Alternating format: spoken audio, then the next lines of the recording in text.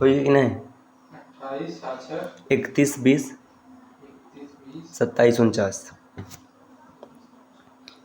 नमस्कार दोस्तों, स्वागत है आपका यूपीपीएससी बेस्ट ऑनलाइन कोचिंग के इस यूट्यूब चैनल पर। दोस्तों, आज की इस वीडियो में हम लोग प्राचीन भारत के इतिहास में एक महत्वपूर्ण राजवंश मौर्य वंश की विस्तार से चर्चा करेंगे। यह क्लास सभी प्रकार के स्टेट पीसीएस एग्जाम और वनडे एग्जाम के लिए अत्यंत महत्वपूर्ण है। आप किसी भी गवर्नमेंट एग्जाम की प्रिपरेशन कर रहे हैं, क्लास आपके लिए फायदेमंद साबित होगी। तो वीडियो को पूरा अंत तक देखिएगा और अंत में आपकी जो भी प्रतिक्रिया होगी उसे कमेंट करके ज़रूर बताइएगा। तो चलिए दोस्तों, शुरू करते हैं आज के इस इंटरेस्टिंग सेशन को। देखिए, यहाँ पर दिया मौर्य वंश की शुरुआत होती है 322 ईसा पूर्व में और जो इनका अंत होता है 184 ईसा पूर्व में होता है। मगध के विकास के साथ साथ मौर्य साम्राज्य का उदय हुआ। मौर्य साम्राज्य का संस्थापक चंद्रगुप्त मौर्य 321 ईसा पूर्व में माना जाता है। देखिए, मौर्य वंश की स्थापना किसने की है? चंद्रगुप्त मौर्य ने की है, ये बिंदु याद रखिएगा। इनका जो शासन है पश्चिमोत्तर मतलब पश्चिम उत्तर में अफगानिस्तान और बलूचिस्तान तक फैला था। उनके पौत्र अशोक, जिन्हें आरंभिक भारत का सर्व प्रसिद्ध शासक माना जाता है, कलिंग जो कि वर्तमान का उड़ीसा है, पर विजय प्राप्त की। देखिए, कलिंग का युद्ध होता है जिसमें लाखों की संख्या में सैनिक मारे जाते हैं और इस युद्ध में जो हत्याएं होती हैं या फिर जो मतलब सैनिक मारे जाते हैं, इन्हें देख करके अशोक का हृदय पिघल जाता है और वो बौद्ध धर्म धारण कर लेते हैं और आगे से कभी युद्ध न करने का फैसला लेते हैं। यहाँ पर दिया गया आगे। अब देखिए, मौर्य वंश से जुड़े जितने प्रमुख बिंदु हैं इन्हें यहाँ पर दिया गया। देखिए, मौर्य वंश का संस्थापक चंद्रगुप्त मौर्य है। अंतिम शासक बृहद्रथ हैं। इनकी राजधानी पाटलिपुत्र होती है। इनका राज चिन्ह मयूर होता है। इसकी जानकारी कहाँ से मिलती है? तो सर्वप्रथम ग्रून बेडेल ने मयूर चिन्ह की आकृति लौरिया नंदनगढ़ स्तंभ पर देखा था। उन्होंने इसे मौर्यों का राज चिन्ह बताया। अब मौर्य इतिहास का स्रोत, किन स्रोतों से हमें मौर्य इतिहास के बारे में पता चलता है? तो इनके प्रमुख स्रोत हैं, यहाँ पर देखिए दो निम्नलिखित स्रोत है। पहला साहित्यिक स्रोत। तो साहित्यिक स्रोत में कौन कौन प्रमुख है? विशाख दत्त की मुद्रा राक्षस, है ना। देखिए, मुद्रा राक्षस, इसकी रचना किसने की है? विशाख दत्त ने की। यहाँ से मौर्य वंश के बारे में पता चलता है। फिर आगे दिया मेगस्थनीज की इंडिका। इंडिका की रचना की है मेगस्थनीज ने। इससे भी मौर्य वंश के बारे में पता चलता है। बौद्ध ग्रंथ, जैन ग्रंथ, विष्णु पुराण, कौटिल्य का अर्थशास्त्र। कौटिल्य का मतलब जो चाणक्य हैं, चाणक्य ने अर्थशास्त्र की रचना की है। यहाँ से भी मौर्य वंश की जानकारी मिलती है। पतंजलि के महाभाष्य में चंद्रगुप्त की राजसभाओं का उल्लेख किया गया है। और आगे बढ़ेंगे दोस्तों, यहाँ पर दिए दो समकालीन साहित्य। अब समकालीन साहित्य में कौन कौन है? अहनानूर, इसके लेखक है मामूल नार, जिनको रुद्र शर्मन कहा जाता है ना। इसमें नंद और मौर्यों का उल्लेख है। परराड़, इसके लेखक है कपिलर, है ना। इनमें भी मौर्य वंश का उल्लेख हुआ है। तो ये ऐसे कुछ ग्रंथ हैं जिनसे मौर्य वंश के बारे में पता चलता है।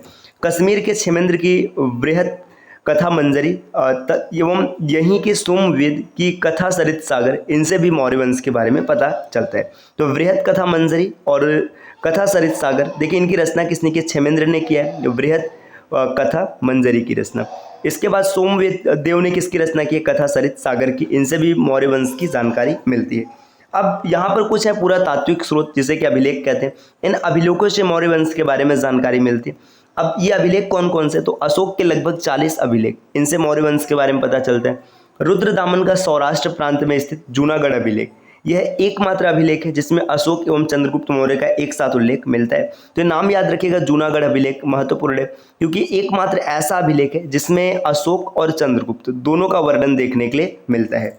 आगे यहाँ पर दिया गया सोहगौरा लेख। सोहगौरा लेख यह उत्तर प्रदेश के यहाँ पर दिया है गाज जिला, है ना। ये जिले का नाम यहाँ पर मिसिंग है ना।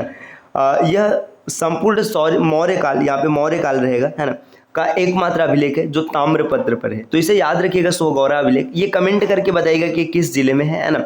ये ऐसा एकमात्र अभिलेख है जो ताम्रपत्र पर लिखा गया है।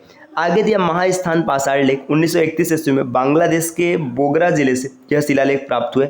देखिए, बांग्लादेश में प्राप्त हुए महास्थान पाषाण लेख।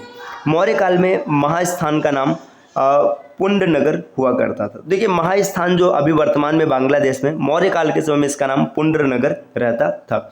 यह लेख भी अन्नागार का उल्लेख करता है। आगे दिया नवीन पुरातात्विक स्रोत। तक्षशिला में स्थित भीरा, रोपड़ से प्राप्त एक मुहर पर मौर्यकालीन ब्रह्मलिपि, गंगा मैदान में स्थित भीटा से प्राप्त मौर्यकालीन किलाबंद एवं नगर श्रेणी भवन, है ना।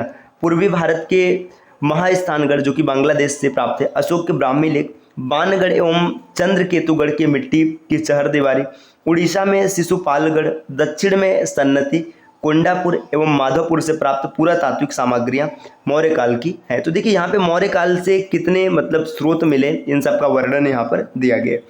आगे बढ़ेंगे दोस्तों, अब यहाँ पर दिया कौटिल्य का अर्थशास्त्र। देखिए मौर्यों का इतिहास जानने के लिए साहित्यिक स्रोतों में यह सबसे प्रमुख है। देखिए कौटिल्य मतलब चाणक्य है ना। देखिए आपको पता है कि चंद्रगुप्त को प्रशिक्षित करने का काम चाणक्य ने किया था, तो इनकी जो रचना है इसमें भी पूरी तरीके से चंद्रगुप्त और उनसे जुड़े वंश का वर्णन किया जाएगा। कौटिल्य के अन्य नाम विष्णुगुप्त तथा चाणक्य हैं। अर्थशास्त्र, राजनीति और लोक प्रशासन पर लिखी गई पहली प्रामाणिक पुस्तक है। कौटिल्य को भारत का मैकियावेली भी कहा जाता है, तो ये बिंदु इंपॉर्टेंट है। भारत का मैकियावेली किसे कहते हैं? कौटिल्य मतलब चाणक्य को कहा जाता है। अर्थशास्त्र में कुल 15 अधिकरण मतलब भाग हैं, 180 प्रकरण मतलब उपभाग है तथा 6000 श्लोक है। यह ग्रंथ अन्य पुरुष की शैली में लिखी गई है। डॉक्टर श्याम शास्त्री ने सर्वप्रथम 1909 ईस्वी में इसे प्रकाशित करवाया। तो दोस्तों ये आज की क्लास रही, थोड़ी सी छोटी क्लास है, इसको अब हम लोग अगली वीडियो में आगे बढ़ाएंगे। तो मिलते हैं आपसे नेक्स्ट वीडियो में कुछ नए कॉन्सेप्ट के साथ, तब तक के लिए नमस्कार।